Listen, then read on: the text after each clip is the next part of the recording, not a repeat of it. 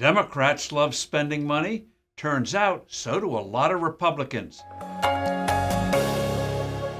Hello, I'm Steve Forbes, and this is What's Ahead, where you get the insights you need to better navigate these turbulent times. GOP congressional candidates campaigned hard against massive, wasteful spending by Uncle Sam. As well they should have. The late, great Nobel Prize-winning economist Milton Friedman always hammered home that government spending was a burden on the economy.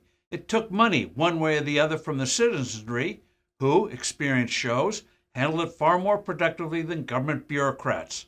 Of course, governments have basic functions to perform, starting with public safety.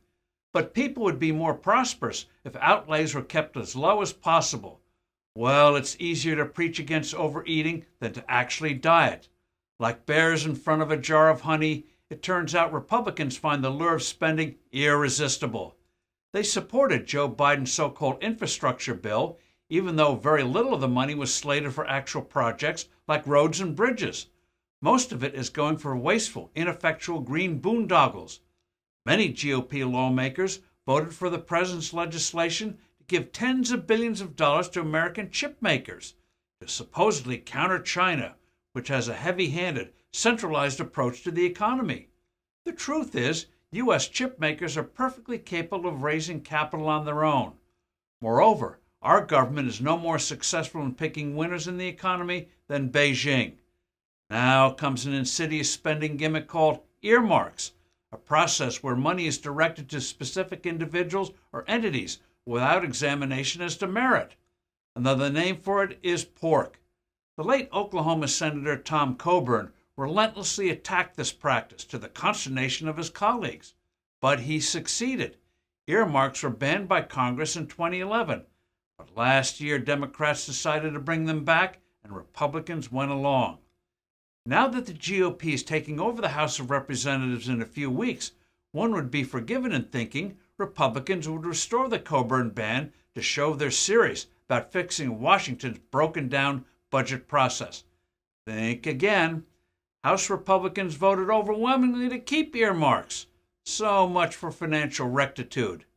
The dieting will start tomorrow, or whenever. The earmark action is symptomatic of how Congress has let itself be emasculated when it comes to spending. For years, it hasn't obeyed existing laws about how government appropriations are supposed to be done. There are 12 different appropriations bills, each covering different parts of the government.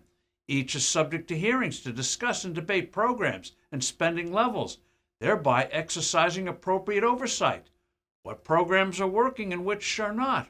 What should be the priorities? That's what's supposed to happen. Instead, it's a rarity to get any of these 12 bills passed. Instead, all spending is dumped in a year-end omnibus package. Obviously, any oversight is impossible, and budgets get ever more bloated and aimless. The economy, that is the American people, pay the price. No wonder citizens have so little respect for Washington politicians of either party. I'm Steve Forbes. Thanks for listening. Do send in your comments and suggestions. I look forward to being with you soon again.